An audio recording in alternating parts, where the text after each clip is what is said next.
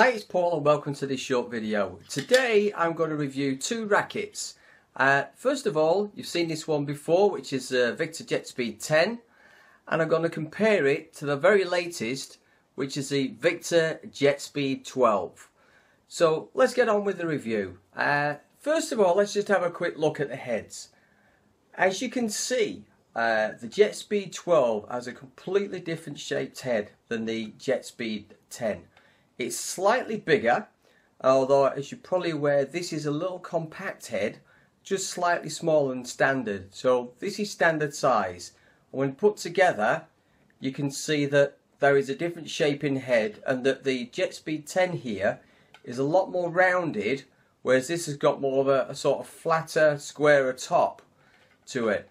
And it does make a difference in terms of where the sweet spot is and how it feels. Aside from that, some of the technology that was used on this racket isn't used on this. So there's none of this sort of shark technology that you had on here. And as you know, I'm not really a big fan of technology at all. I just like how rackets feel. But there are changes, there are different technologies in this. But that's just the heads. If I put them together, so I overlay the 10 against the 12, there's very, very little difference between the two. But we turn it round the other way, and you can see that, there we go, sort of 12 stands out a little bit more. Aside from that, if you look at the sort of bend in this racket, it's still quite stiff. Whereas if I bend this, you can see there's a lot more flexibility. So for those people who've been asking the questions whether the 12 is as stiff as a 10, it's not. And there is a proof for you. I'll just do that again. So there's the bend in the 10, quite stiff indeed.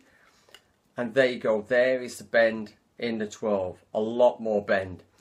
I would also like to point out that this racket, being very new, for me, has been a breath of fresh air. As much as I like the 10, and I found it to be a great racket, I also feel with a compact head, there's always this feeling of quite a tight shot.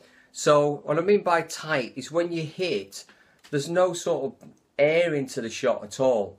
So it still goes really well and performs absolutely brilliantly. But I was always feeling that, as much as I raved about it, when I went back to a normal size head, I always preferred that, but that's me personally. A lot of players absolutely love this racket. What the Jetspeed 12 has done has given me back that feeling that I like in a racket. It's a really, really solid, strong, sturdy head on this racket. I find that, as I say, I prefer this slightly bigger head shape. For me, this combination here between this head shape, the flex in the shaft, is almost a perfect racket for my preferences. I also feel that it's a lot more forgiving for those players who not really get on very well with a very, very stiff racket. And I think this, to me, has become the successor to the Brave Sword 12. I don't see it as a replacement, because I don't think you can replace something which is the same kind of specifications, but a completely different feeling racket. You can't replace that. A Brave Sword 12 plays like a Brave Sword 12.